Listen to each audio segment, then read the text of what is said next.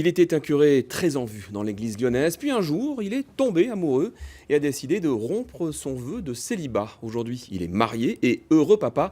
David Gréa est notre invité ce midi. Bonjour. Bonjour. Il y a 2 mois, vous publiez un livre dans lequel vous racontez votre cheminement et votre choix. Une vie nouvelle, c'est le titre. Alors avant d'en parler avec vous, un rappel en images de cette affaire qui avait fait grand bruit. Jocelyne Buisson.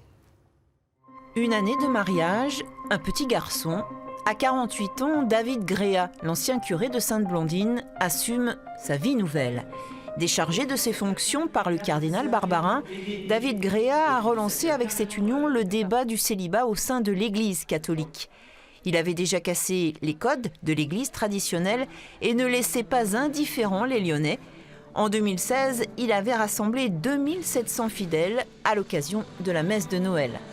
Aujourd'hui, l'ancienne star de l'église lyonnaise revient dans la capitale des Gaules pour faire la promotion de son livre et exercer une nouvelle profession, le coaching. Alors David Gréa, dans ce livre, on comprend que vous racontez ce qui vous a mené à ce choix de rompre ce célibat et de vous marier. Et malgré, on voit bien que malgré le fait que votre foi était très puissante, pour vous, le célibat, ça a toujours posé problème. Oui, ma foi, elle reste toujours vivante. Et en fait, on a eu l'occasion de vivre une expérience vraiment magnifique à Sainte-Blandine, à l'église Lyon-Centre. Et j'étais très heureux d'être prêtre. Mais c'est vrai que depuis le début, comme pour beaucoup, au fait, le célibat est une question parce que quand on veut être prêtre, c'est pas qu'on veut être célibataire, on nous demande de l'être.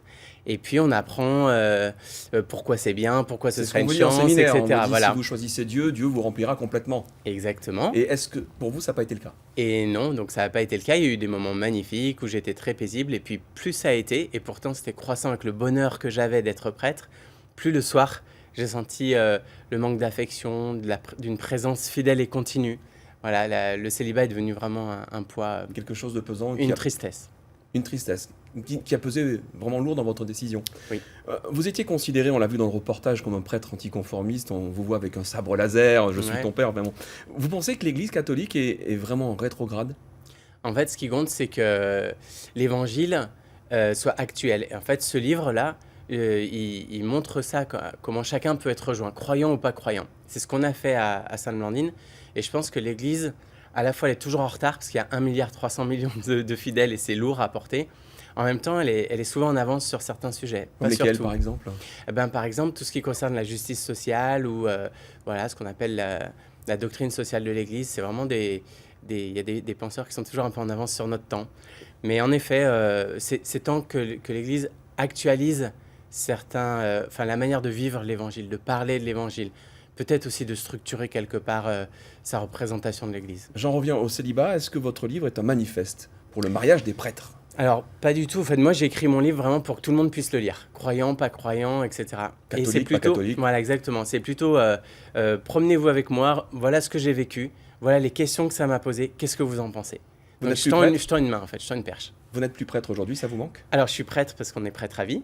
Mais je peux plus exercer mon ministère. Est-ce que ça me manque? Non, parce que j'ai pas de peuple et il n'y a pas de prêtre hors sol. Par contre, si un jour on m'appelle, vous êtes prêt à y retourner? Ouais, je suis dispo.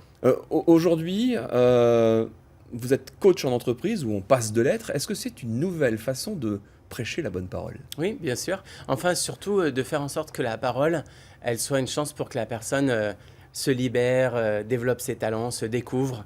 Et le coaching, en fait, c'est un moyen génial de voir des personnes passer d'une impasse à une vraie liberté, à une nouveauté. J'en reviens au célibat parce que c'est vraiment c'est quelque chose qui est important dans votre livre. Même pendant le séminaire, il y a des tas de choses rien n'a pu combler ce manque chez vous? Non, en fait, on nous donne plein de moyens au séminaire pour bien vivre le célibat. Et en utilisant tous ces moyens, les relations, le sport, la prière, des retraites, etc., en faisant tout ça, la tristesse, la difficulté, le manque de tendresse, de relations est là, à un moment on s'interroge. Et moi je disais à Dieu, Seigneur, tu vois, en fait, moi je veux vraiment continuer à te servir comme ça, parce que c'est ma joie et plein de gens le confirment. Mais voilà, j'irai pas chercher une femme, mais si tu en as une pour moi... Si elle arrive et que tu me la mets dans mon chemin, j'aimerais bien la reconnaître. Ouais. Est-ce que vous avez rencontré le pape à 2 reprises? Oui. Pour s'ouvrir à lui de ce souci que vous aviez de vouloir rester prêtre et marié? Oui. Comment est-ce qu'il a reçu votre demande? En fait, donc c'est passé par le cardinal Barbarin qui lui a proposé que je le rencontre. Et je l'ai vu le 9 janvier 2017, donc je raconte ça dans le livre, justement. Il m'a longuement écouté et il m'a fait partager son point de vue aussi sur ces questions, mais à aucun moment il m'a dit c'est bien, c'est mal, tu dois pas. Il m'a vraiment écouté avec beaucoup de sagesse. Puis 2 jours plus tard, je l'ai vu avec Magali de nouveau. Votre épouse. Mon épouse. Vous lui avez envoyé un livre? Oui, Oh, je lui ai envoyé. Bien. Mais je sais pas s'il lit très bien le français ou si c'est un peu long pour lui, mais sûrement que des amis à lui l'ont lu. Écoutez, Une nouvelle vie, c'est le titre de votre livre, Prêtre marié et heureux aux éditions Brochet. Merci beaucoup, David Gréa, Merci à vous. d'avoir répondu à notre invitation et d'avoir témoigné dans ce journal. Merci.